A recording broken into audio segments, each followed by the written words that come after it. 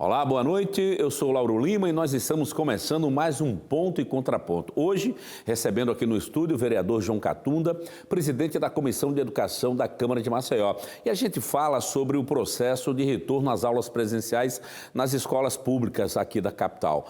Vereador João Catunda, boa noite. Bem-vindo aqui ao nosso Ponto e Contraponto. Boa noite, Lauro. Boa noite a todos que estão nos assistindo. Mais uma vez agradecer aí o convite para a gente poder esclarecer um pouco, conversar um pouco mais sobre o mandato, mas principalmente sobre essa atuação da Comissão de Educação no programa Retorno das Atividades Escolares de forma segura. Volta às aulas de forma segura. E a educação, inclusive, tem sido aí um dos temas mais debatidos, mais discutidos durante esse período da pandemia. Isso porque, principalmente para as crianças, tem sido muito, mas muito difícil mesmo, acompanhar o ensino via internet, o ensino remoto. Para muitos professores, isso tem sido também uma dificuldade. Porém, a partir do último dia 23, começou a ter um retorno aí das aulas presenciais aqui na nossa rede pública municipal. Eu pergunto, como é que está sendo essa retomada? A gente tem trabalhado muito em cima dessas fiscalizações das escolas. Qual é o intuito dessa campanha Volta às Aulas? A gente acompanhar de perto a estrutura das escolas. Você saber se realmente tem um EPI necessário, se você tem o distanciamento que precisa ali entre uma carteira e outra para o aluno estar dentro da escola, se todos os funcionários estão devidamente vacinados, se o professor, o pai, a merendeira vai poder entrar na escola e se sentir segura. A gente tem que também, Lauro, olhar por esse lado, avalie o impacto na vida de um profissional um pouco mais velho ali, mais experiente, que tem uma idade que já lhe deixa mais debilitado. A gente está lidando com uma situação, com um vírus muito pesado, muito grave, que a gente sabe a quantidade de pessoas próximas da gente que tiraram, né, que tirou. E a gente se preocupa muito com o professor. O aluno, sim, ele sempre vai ser nossa prioridade, mas nesse momento eu acho que a gente tem que olhar de forma diferenciada para o bem-estar do profissional da educação. Isso é algo que eu venho batendo muito na tecla. A campanha, ela nasceu na Câmara de Vereadores, nasceu lá na comissão que você preside, a Comissão da Educação? Sim, a campanha, na verdade, a gente discutindo no meu gabinete, em conjunto com a minha equipe, a gente imaginou como a gente poderia ajudar a secretaria, o prefeito JHC, a retomar essas atividades. A finalidade, justamente, dessa campanha foi isso, foi a gente poder dar essa estrutura, foi a gente fazer com que o professor, o pai, o aluno, ele se sinta protegido por um poder ali, que é o poder legislativo, que está para fiscalizar o executivo. Então, a gente tomar a frente, a gente chegar e exercer de verdade a nossa função, ela passa segurança para o eleitor, ela passa segurança para o profissional da educação, para o aluno e para o pai do aluno. Então, foi algo que a gente pensou e surgiu dentro do meu gabinete, e propus aos meus colegas da Comissão de Educação, e eu, como sempre, a gente tem uma comissão muito unida, é muito difícil não passar algo que seja bom ali para o município, seja bom para os alunos, não passar dentro da comissão.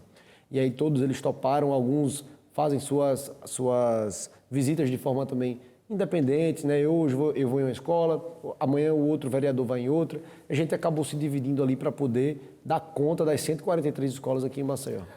Dessas 143 escolas municipais, nós temos aí uma média de 30% a 40% de retomada das aulas presenciais até o momento. Isso.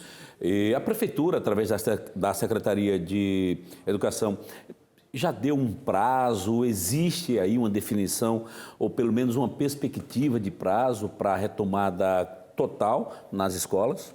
A gente, na última semana, há 2 semanas atrás, perdão, nós tivemos eu fiz o convite ao secretário Helder, nós tivemos a oportunidade dos vereadores conversar com ele para definir prazos, definir como seriam esses ajustes nas escolas que a gente visitou e estava com essa demanda muito grande de reparos para voltar de forma segura.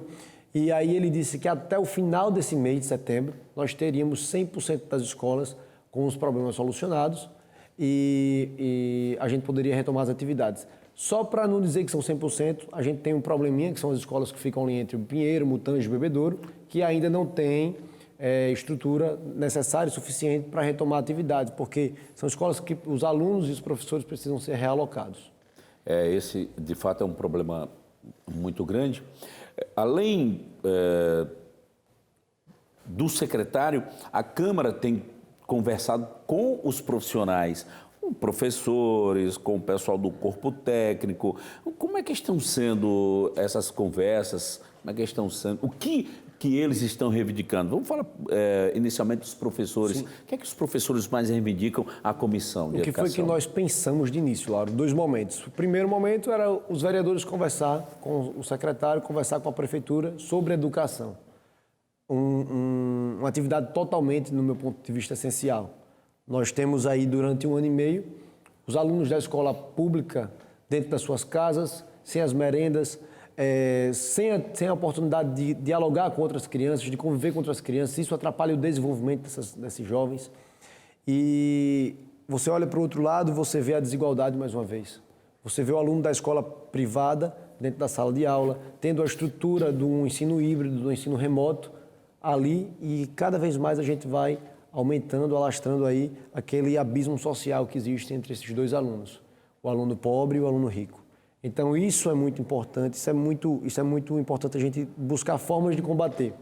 E aí quando a gente pensa em trazer o secretário para a Câmara e fazer alguns questionamentos, para que a gente esclareça como a gente vai solucionar os problemas das escolas, justamente pensando em solucionar esse problema dos professores, dos alunos e desse lapso entre o aluno da escola pública e da escola privada, o abismo social.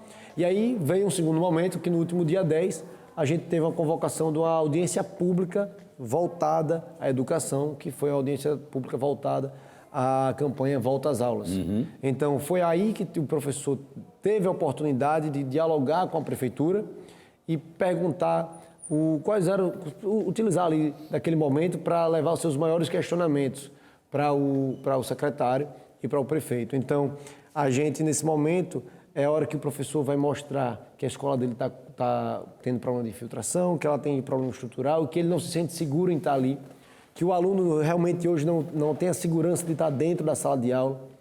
É ali que ele vai perguntar sobre os seus precatórios, que é um tema muito polêmico e um tema que a gente vem discutindo muito aqui na Câmara. A gente, quando foi aprovar a lei do Fundef, nós aprovamos ela em 1 hora dentro da casa e com 25 votos dos vereadores. Eu quero falar daqui a pouquinho sobre essa questão, porque a gente vai ter que dar uma paradinha agora para o nosso intervalo. Na volta, a gente fala sobre o Fundef, tá certo? Combinado. Daqui a pouco, 2 minutinhos, uma parada rápida e a gente já volta com mais ponto e contraponto. Muito bem, estamos de volta com o nosso programa Ponto e Contraponto, falando hoje principalmente do retorno presencial das aulas nas escolas municipais aqui de Maceió, e por isso nós trouxemos o vereador João Catunda, que é presidente da Comissão de Educação aqui na Câmara de Vereadores. E, João, no finalzinho do bloco passado a gente falava sobre a questão do Fundef, mas antes de entrar nesse assunto, eu gostaria de saber o seguinte: você falou daquele abismo social, né, entre os alunos das escolas particulares e os alunos do ensino público, que de fato é um distanciamento muito grande. Agora, tem como, pelo menos em médio prazo, curto eu acho pouco provável, mas em médio a longo prazo a gente reduzir ou acabar com esse distanciamento social? Como fazer, por exemplo, o que é que a comissão imagina para dotar alunos da rede municipal e que forma a prefeitura poderia agir para dotar os alunos da rede municipal com uma estrutura de informática possível e necessária, por exemplo? Eu acredito muito na inovação da tecnologia, da educação. A gente precisa muito ter programas tecnológicos para acabar cada vez mais, principalmente em tempos como esse, com essa diferença, né, com esse abismo. E aí, quando você usa da tecnologia para isso, a tecnologia hoje, a gente tem um celular, hoje a gente fala com gente do outro lado do mundo, através da internet. Então, essa mesma ferramenta que é utilizada para uma rede social, para uma ligação, para você mandar um SMS, uma mensagem, ela pode ser utilizada na educação. E eu bato muito nessa tecla do ensino híbrido. Maceió tem condições, sim, de ter uma estrutura do ensino híbrido. Você pode levar a internet. É uma bandeira de defesa sua, é uma bandeira nossa, né? minha, da comissão, é algo que a gente bate muito, a gente discute bastante. Se a gente tivesse ali uma estrutura com tablets, internet para o aluno, para o professor, porque a gente está falando do aluno da rede pública, a gente está falando do aluno que mora lá no Conjunto Zé Aprígio, dentro do Benedito, ali perto da Ecovia Norte, lá quase onde não tem sinal de telefone, não tem internet, onde ele não tem, muitas vezes, Laura, a oportunidade de ter um almoço na mesa. Não tem o que comer. É verdade. Aí a gente diz, poxa, como é que esse aluno... Muitos deles vão, inclusive, para a escola, para se alimentar. É isso mesmo. E aí a gente fala, poxa, como é que essa criança que mora ali numa casinha pequena, que não tem estrutura nem para viver, vai ter a capacidade de ter um telefone celular, um tablet, acesso à internet para estudar. A internet, pois é. Então, hoje, o município, o Estado, a União, ela tem que ter programas educacionais que venham inovar, hoje, através da tecnologia, e que venha atrair esse aluno para dentro da sala de aula, porque isso também acaba com a evasão escolar, porque o aluno vê algo diferente, ele se sente atraído ali a estudar, a estar na escola se interessando, mas principalmente dá a oportunidade da gente diminuir esse abismo social. E aí, quando eu falo no abismo, é porque realmente o aluno da escola privada, ele estava com o seu ensino híbrido funcionando, ele tem o computador em casa, ele tem acesso à internet. E o da escola pública, não. Então, existem políticas que podem fazer isso acontecer? Existem. A gente conseguiu viabilizar uma. A gente conseguiu emenda com a bancada federal, Lauro, para fazer o ensino híbrido acontecer. E aí, com o ensino híbrido, você deixa o professor um pouco mais tranquilo. Você consegue deixar a mãe com menos medo de levar o aluno para dentro da sala de aula e falar, não, nesse rodízio hoje ele pode estudar a aula dentro da minha casa. E a gente capacitaria o professor, os pais, o corpo técnico da escola para aplicar esse tipo de inovação. E aí sim, a gente voltar de forma responsável, aos poucos, à atividade. E aí esse mês a gente bota 10 alunos na sala, a gente está vendo a situação abaixar, os hospitais estão menos cheios. Vamos aí, ó, já tem como a gente flexibilizar um pouco mais. Mês que vem a gente bota 15 e aos pouquinhos a gente vai construindo a educação de forma segura. Eu sou um dos maiores defensores, assim, Laura, do retorno das atividades escolares. Mas a gente não pode voltar sem ser com responsabilidade e segurança. Você falou aí que conseguiu emendas para fazer esse trabalho de preparação para o retorno das aulas ou presenciais ou de forma híbrida. Por que não foi tocado para frente esse foi meu maior questionamento quando a gente recebeu o secretário lá. E aí ele reconheceu, inclusive, o erro, e eu acho que isso dignifica muito o homem. Ele disse, João, a gente deu prioridade a outros programas dentro da gestão no início, e que foi justamente trabalhar a evasão escolar. E aí foi criado o BEM, o Bolsa Escola Municipal, foi inclusive um projeto que eu tive o prazer de ser o relator. Um programa que ele vai levar a comida para dentro da casa do aluno que está ali na periferia, que vai para a escola justamente para se alimentar, que onde a mãe não tem condição de trabalhar, porque hoje tem que cuidar do seu filho, e está ali hoje sem ter condições de levar o sustento para casa, o BEM vai lá ajudar a gente colocar o sustento na mesa, né, a comida na mesa dessa criança. E a gente lida com essa situação crítica, às vezes de uma forma com menos atenção, desatenciosa. E a gente não pode olhar para essa situação dessa forma.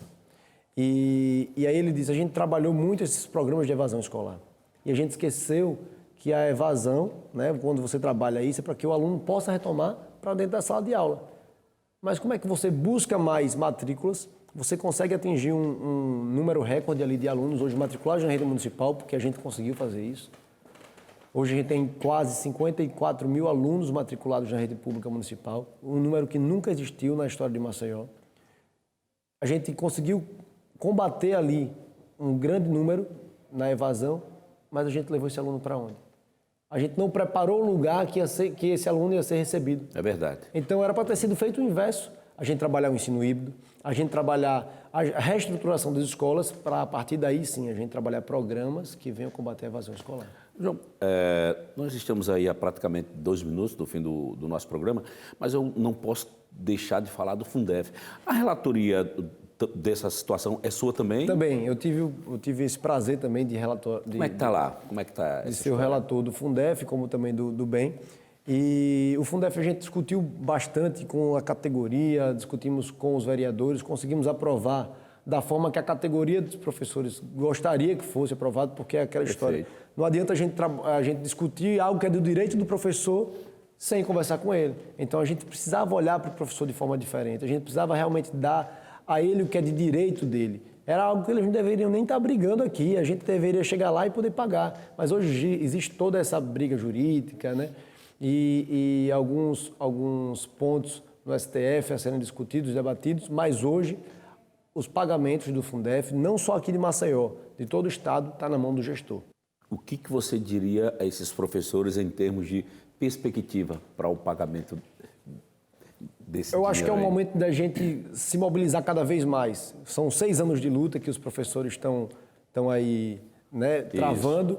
O prefeito da nossa capital, o prefeito JHC, foi um grande incentivador dessa luta, foi quem começou, e eu duvido muito que ele não venha cumprir com a grande bandeira de campanha dele. Perfeito. E aí eu digo, professor, vamos se mobilizar, vamos chegar mais perto do Executivo, vamos conversar mais com a Câmara também para que a gente possa utilizar esse poder, que é o Poder Legislativo, para cobrar o Executivo, para fiscalizar e que a gente possa, de verdade, ter o que é de nosso direito nas nossas mãos. Bacana. Não, obrigado por ter vindo hoje aqui com a gente, veio conversar no Ponto Contra Ponto. Eu que agradeço. Boa semana aí para vocês todos lá na Câmara. A você e a todos que estão nos assistindo aí, para que a gente possa mais vezes voltar aqui e trazer mais esse raio-x aí do nosso mandato. O convite já está feito, portas continuam abertas. Obrigado. Um grande abraço para todos, a gente volta a se encontrar no próximo sábado. Me despeço de todos, agradecendo a parceria comercial com a Fabricato Móveis. Tchau, tchau e até o próximo sábado.